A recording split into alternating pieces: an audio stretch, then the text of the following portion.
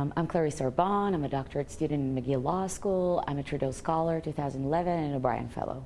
I'm a Jewish Israeli, but I'm also a Sephardic Jew. And Sephardic Jews in Israel are considerably and relatively discriminated by the Ashkenazi establishment.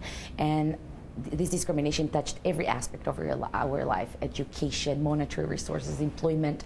So I became a lawyer, and I started working with very, very poor, especially Sephardic minorities. We call them in Israel Mizrahi. It means Eastern Jews coming from Arab or Muslim countries. I saw them, engage in many acts of law-breaking, stealing food, stealing water, trespassing, squatting into public houses, right? And my explanation was that they don't do that because they're just because they need a roof over their head. They do actually something very political. They break the law because they take what should have been theirs, what could have been theirs, if property were allocated equally in the 1960s and 70s, because Israel land regime was based on very differential and discriminatory practices vis-a-vis Sephardic Jews. Ashkenazi Jews were given houses to buy. Sephardic Jews were sent to public houses as contractual tenants. So we could not own our houses.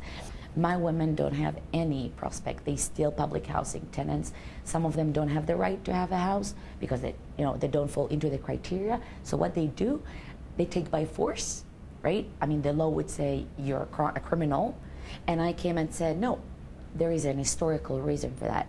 They basically correct past injustices, but by law breaking. They don't have any other means. Now that I'm in North America and eventually got to Canada, I thought that would be interesting to compare that to the story of abortion and how having abortion is a sign, is a way of resistance to past injustices. The only way that law breaking can be accommodated in law is through the theory of civil disobedience. Civil disobedience is a way of you breaking the law, but still the law says, okay, you broke the law, but you did that in a certain way that we can accommodate that. So you're still a lawbreaker, but not a criminal.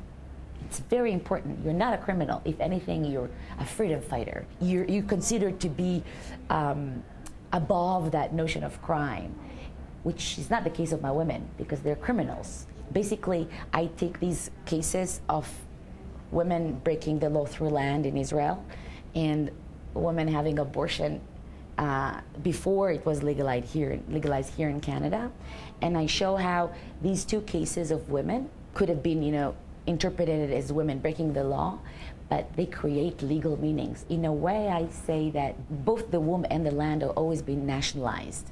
So in a way, those two cases, they denationalize their land and their womb.